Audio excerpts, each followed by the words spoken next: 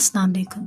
آج کی کہانی بھی ایک ریئل لائف انسیڈنٹ پر بیسڈ ہے، ایک ایسا سچا قصہ جو انٹرنیٹ پر آگ کی طرح پھیل گیا تھا اور جس نے سوشل میڈیا پر ہزاروں لوگوں کے ہوش اڑا دیے تھے۔ یہ داستان ہے 4 ایسی لڑکیوں کی جن کا تعلق تھائی لینڈ سے تھا، جو اپنے پسندیدہ میوزک بینڈ کو دیکھنے کے لیے ایک دوسرے شہر جاتی ہیں، لیکن وہاں ان کا سامنا ہوتا ہے کچھ ایسے خوفناک حالات سے جو شاید انہوں نے کبھی سوچے ہی نہیں تھے۔ یہ بات ہے سال 2019 کی۔ اگر آپ کے پاپ یا میوزک کانسرٹس کے شوقین ہیں تو آپ جانتے ہوں گے کہ اپنے پسندیدہ بینڈ کو لائیو دیکھنا ایک الگ ہی جنون ہوتا ہے۔ ایسا ہی جنون ایک لڑکی میں، اس کی بہن اور اس کے دوستوں کے سر پر سوار تھا۔ میں اور اس کی بہن اور 2 قریبی دوست، یہ چاروں ایکسو بینڈ کی بہت بڑی فینس تھیں۔ جب انہیں پتہ چلا کہ ان کا فیورٹ بینڈ تھائی لینڈ میں ایک بہت بڑا 3 ڈے کانسرٹ کرنے والا ہے تو ان کی خوشی کی کوئی انتہا نہیں رہی۔ میں نے بنا وقت ضائع کیے 3 دن کے کانسرٹس کی ٹکٹس بک کر لی، لیکن اصلی مسئلہ ابھی باقی تھا، رہنے کی جگہ ڈھونڈنا۔ یہ کانسرٹ بینکاک کے ایک بہت بڑے اسٹیڈیم میں تھا، جبکہ میں اور اس کی دوست دوسرے شہر میں رہتی تھی۔ انہیں ایک لمبا بائی روڈ سفر کر کے شہر پہنچنا تھا۔ کانسرٹ کے دن قریب تھے تو میں نے آن لائن ہوٹلز کی سرچنگ شروع کر دی، لیکن کانسرٹ کی وجہ سے پورے شہر کے اچھے اور بجٹ فرینڈلی ہوٹلز فل ہو چکے تھے۔ جو بچے تھے وہ الٹرا لگژری 5 اسٹار ہوٹلز تھے، جن کا کرایہ ان کے بجٹ سے بہت باہر تھا۔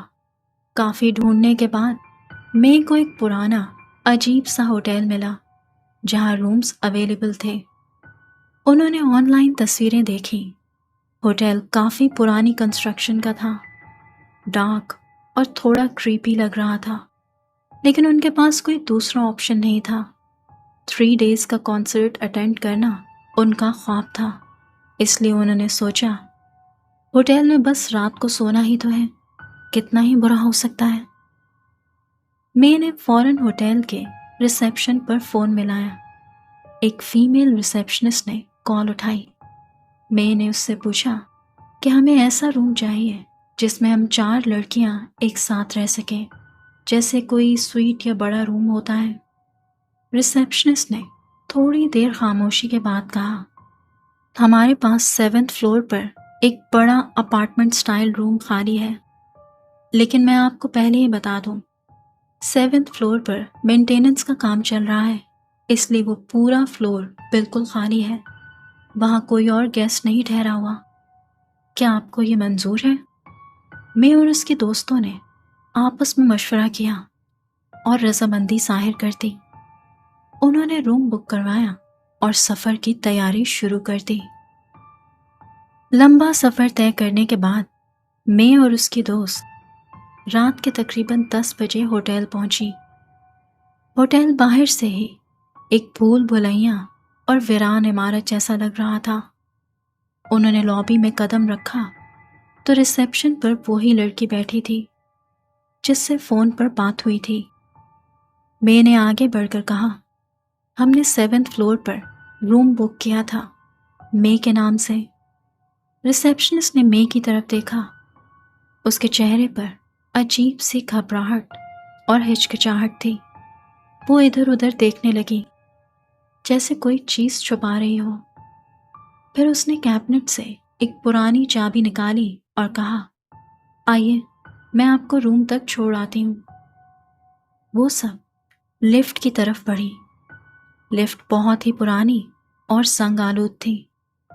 اس کی لائٹس مدھم تھیں اور اندر سے عجیب سی سیلن کی بو آ رہی تھی، لیکن سب سے خوفناک بات تب ہوئی جب وہ لفٹ کے اندر داخل ہوئی۔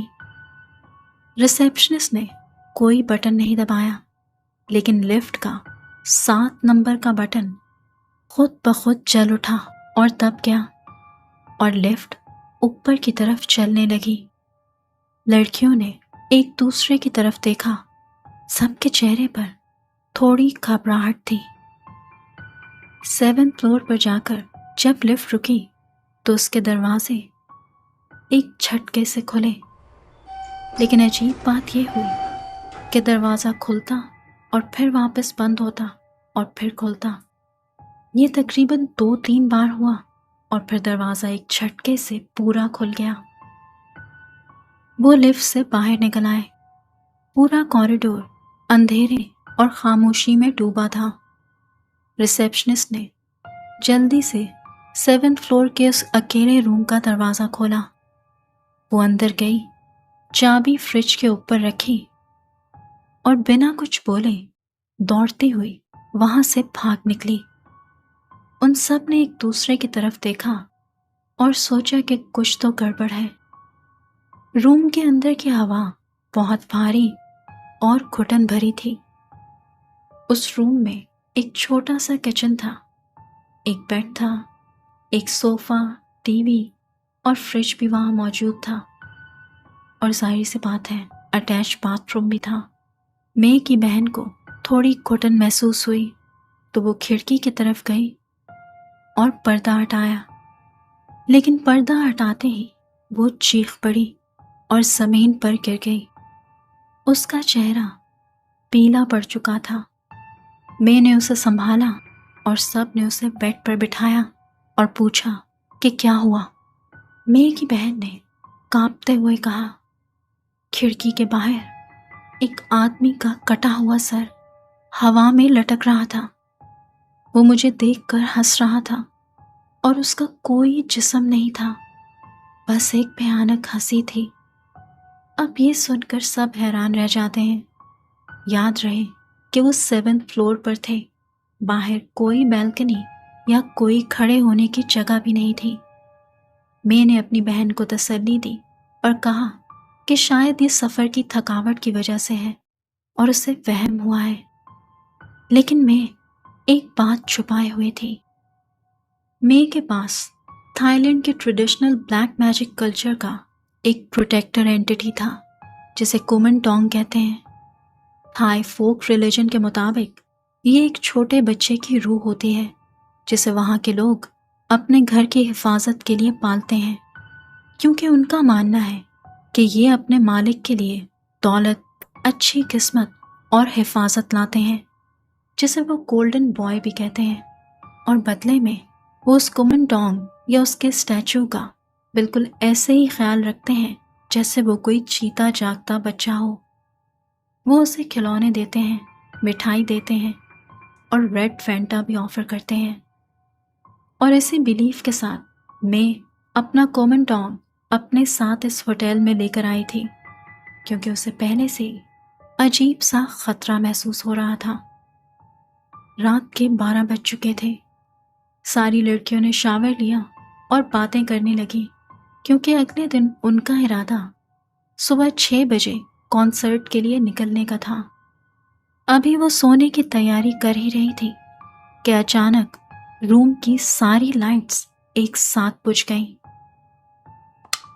पूरे रूम में खूब अंधेरा हो गया। फिर इस खामोशी में बाहर कॉरिडोर से आवाज़ें आने लगी। कोई बहुत तेज़ी से भाग रहा था। ऐसा लग रहा था जैसे कोई हैवी बूट पहनकर 7th फ्लोर के खाली कॉरिडोर में चक्कर लगा रहा हो। फिर उनके रूम के दरवाजे पर जोर से खुरचने की आवाज़ें आने लगी।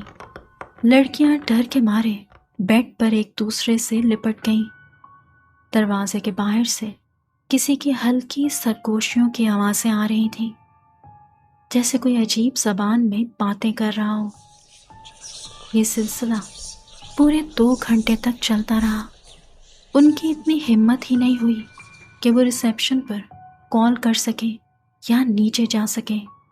बस उन्होंने फैसला किया कि वो किसी तरह रात गुजारेंगी और सुबह होते ही कॉन्सर्ट के लिए निकल जाएंगी और कोशिश करेंगी कि वापसी पर जितना वक्त हो सके वो बाहर गुजारें और तब तक वापस ना आए जब तक उन्हें सोना ना हो।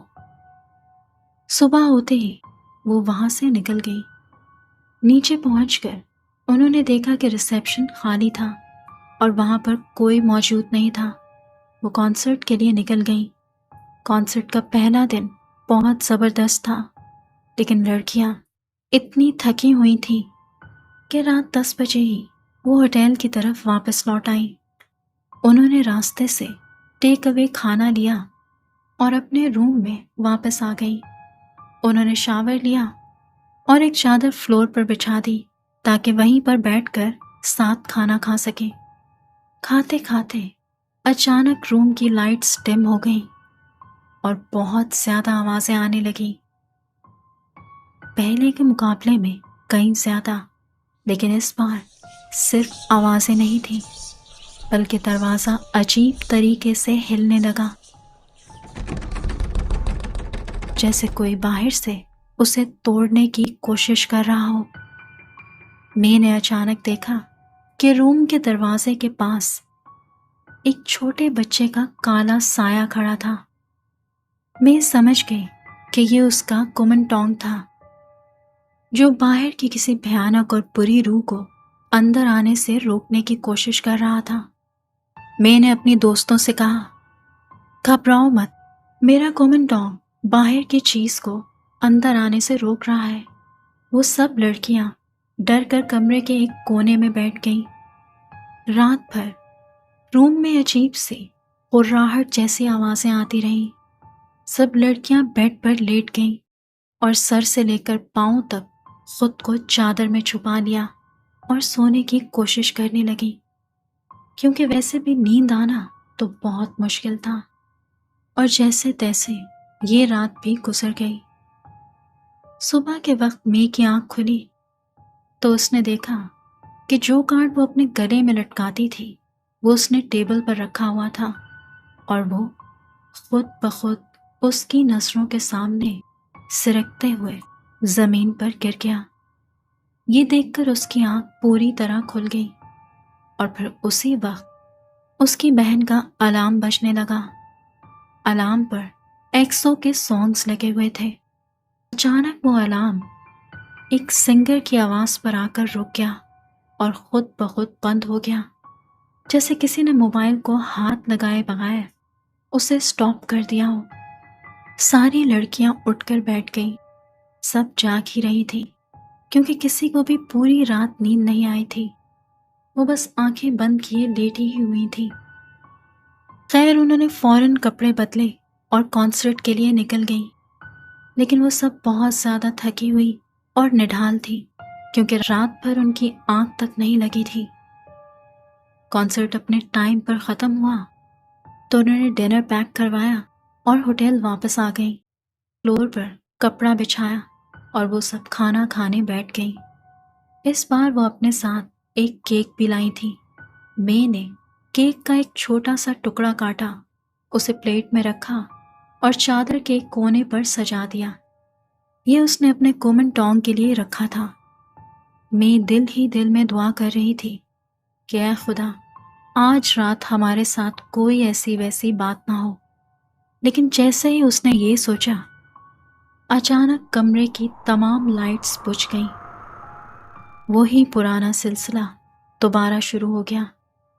دھیمی سرگوشیوں کی آوازیں، دروازے پر کھرچنے کی آواز، اور اس بار دروازے کے پاس رکھی الماری کے اندر سے بھی ناکنگ کی آوازیں آنے لگیں۔ اب تو لڑکیاں سچ میں بہت زیادہ خوفزدہ ہونے لگیں۔ وہ سب ایک دوسرے کے قریب ہو کر ایک کونے میں سمٹ گئیں۔ میں نے کسی طرح اپنی ہمت باندھی اور اٹھ کر الماری کی طرف دیکھنے گئی کہ آخر وہاں کیا ہے۔ جیسے ہی وہ الماری کے قریب پہنچی، الماری کے اندر سے اچانک ایک بہت زوردار ٹھک کی آواز آئی۔ میں نے وہاں سے پیچھے ہٹ جانے میں ہی بھلائی سمجھی اور الماری کو چھوڑ کر سیدھا دروازے کی طرف چلی گئی۔ اس نے دروازے کے پیپ ہول سے باہر دیکھا۔ باہر کوریڈور میں اسے ایک بہت بڑا، لمبا اور گہرا کالا سایہ نظر آیا جو کمرے کے باہر گھوم رہا تھا، دائیں بائیں ٹہل رہا تھا۔ پھر اچانک وہ سایہ اس کے کمرے کے دروازے کے بالکل سامنے آ کر رک گیا، اور ایسا لگ رہا تھا جیسے وہ سیدھا اس پیپ ہول سے مے کو ہی گھور رہا ہو۔ یہ دیکھتے ہی مے کی رنگت سفید ہو گئی، اس کا بی پی جیسے ڈراپ کر گیا۔ وہ فوراً پیچھے ہٹی اور بھاگ کر لڑکیوں کے پاس آ گئی۔ سب خوف سے کانپ رہی تھی۔ پھر انہوں نے ساری رات جاگ کر ہی صبح ہونے کا انتظار کیا تاکہ کانسرٹ کے آخری دن کے لیے نکل سکے۔ لیکن اب کی بار لڑکیوں سے مزید یہ سب برداشت نہیں ہو رہا تھا۔ انہوں نے اپنا پورا سامان پیک کیا اور نیچے ریسیپشن پر رکھوا دیا۔ انہوں نے فیصلہ کیا کہ کانسرٹ ختم ہوتے ہی وہ منی بس بک کر کے سیدھا گھر کے لیے نکل جائیں گی۔ انہیں واپس اس کمرے میں اب قدم بھی نہیں رکھنا تھا، تو وہ اپنا سامان نیچے چھوڑ کر بے حد تھکی ہوئی حالت میں کانسرٹ کے لیے نکل گئیں۔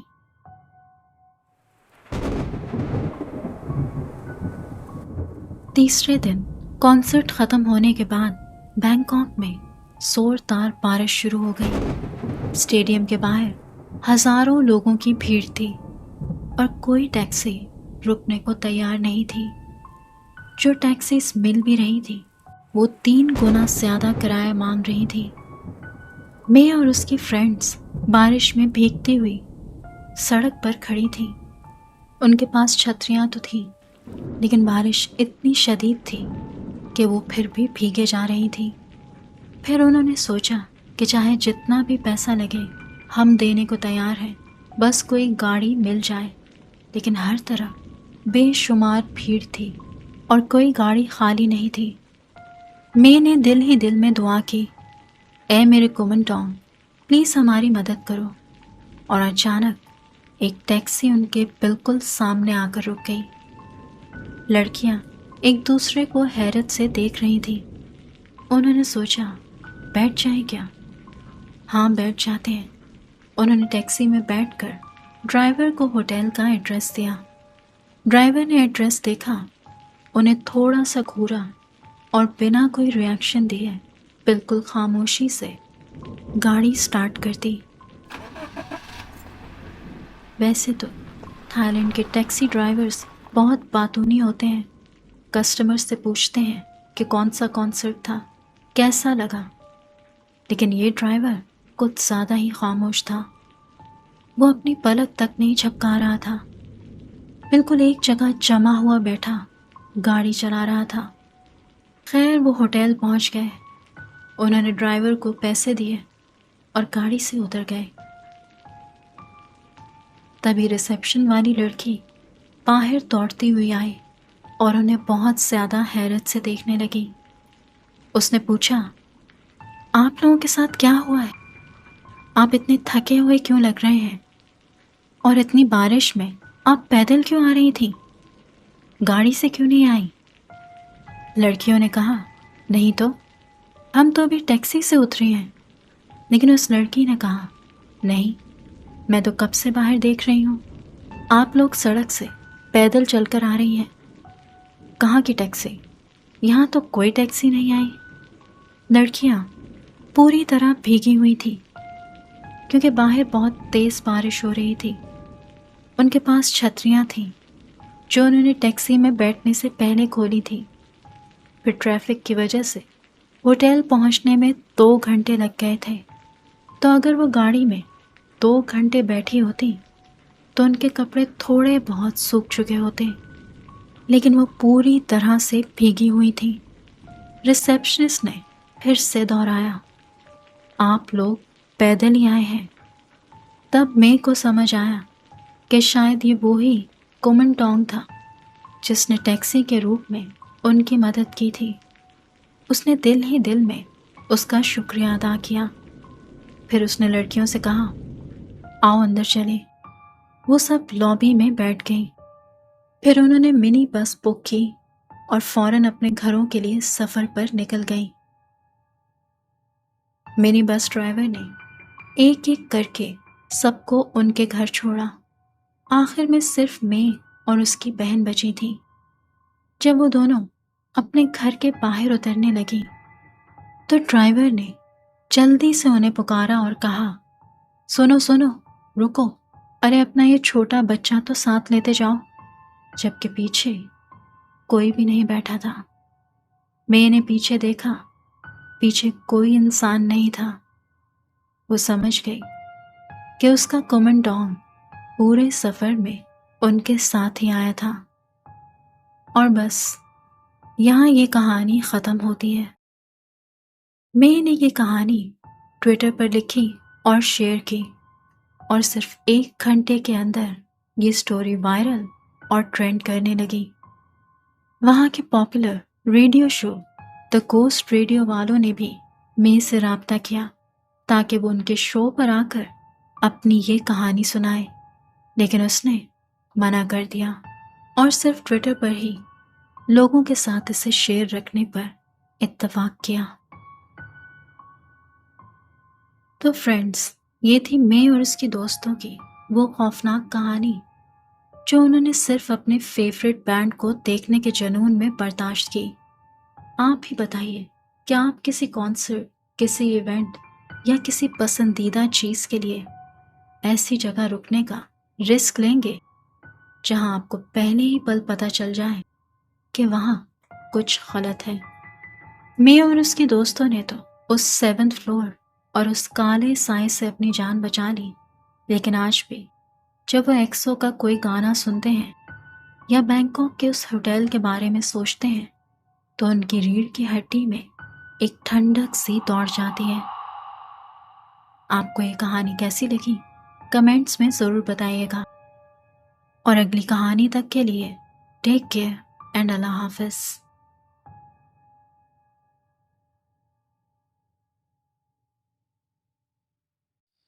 اگر آپ کو یہ کہانی پسند آئی ہو تو پلیز ویڈیو کو لائک ضرور کیجیے گا اور چینل کو سبسکرائب بھی کر لیجیے گا، اور بیل آئیکن کو دبانا نہ بھولیے گا۔ ملتے ہیں اگلی ویڈیو میں کچھ اور نئی ہارر سٹوریز کے ساتھ۔ ٹل دین، بائے بائے اینڈ اللہ حافظ۔ اگر آپ کے پاس بھی کوئی ریئل اسکیری سٹوری ہے یا پھر کوئی گھوسٹ کاٹ آن کیمرہ فوٹیج تو مجھے بھیجیے، میں اس کو اپنی ویڈیو میں انکلوڈ کروں گی۔ آپ اپنی ویڈیوز اور سٹوریز کو میرے ای میل پر بھیج سکتے ہیں۔ ٹل دین، بائے بائے۔